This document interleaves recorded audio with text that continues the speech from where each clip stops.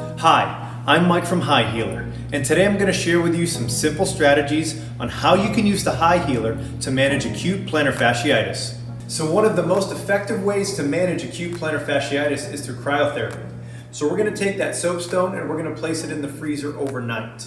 So now that you've gotten the soapstone nice and cold, we want to make sure that you're using the right part of it. So as you can see, we've got a relatively flat part here, and if we flip the stone over, we've got a pointy part. So with someone suffering from acute plantar fasciitis, we want to use the flat part to make sure that it's not too aggressive when pressing down on the stone. Now, just like any exercise regimen, it's important that we warm up, and we're going to do exactly that with the HighHealer. So we're going to start with our heel on the ground, and our toes are going to be directly on top of that stone.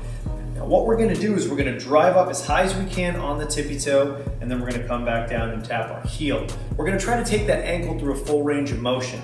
We're going to perform 15 to 20 of those to make sure that everything's nice and warm and that we're improving blood flow to the foot and to the lower limb. We're going to start with our heel towards the bottom, and we want to make sure that the plantar fascia is right on top of that soapstone. Now from here, we're going to have a little bit of slight pressure down into the stone. Now for some people, it's going to be a little bit uncomfortable. Now we expect that, but we want to make sure that it's not incredibly painful. So a little discomfort is okay, but if it's really, really painful, you're going to have to back off a little bit. So now that we have a little bit of pressure down into the soapstone, we want to grip with our toes on these little ridges, and we're going to walk ourselves down to the opposite end of the HighHealer, and it's going to look like this. We're going to have that slight pressure. We're going to grip and pull.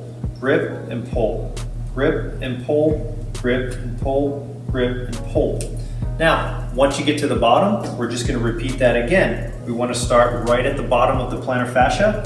And again, we're going to have some slight pressure, and we're going to grip and pull, grip and pull. And we're going to repeat that for about 3 minutes. Now, when you're doing this, you may notice that the bottom of your foot may get tired, or you may even feel like it's going to cramp. If that happens, you're just going to have to back off a little bit and not be so aggressive with the movement.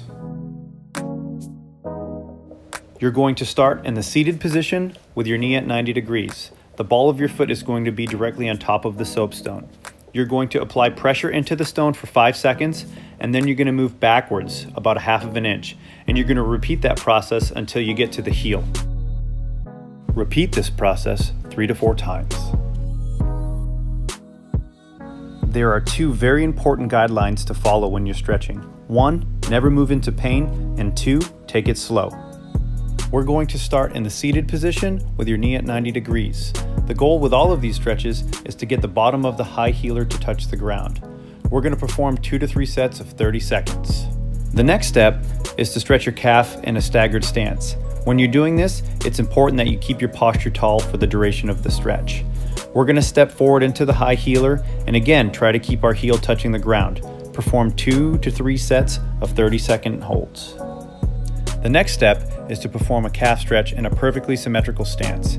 We're going to step into the HighHealer with one foot, and as we do this, stay nice and tall, making sure that our hips don't move backwards. We're going to perform 2 to 3 sets of 30-second holds.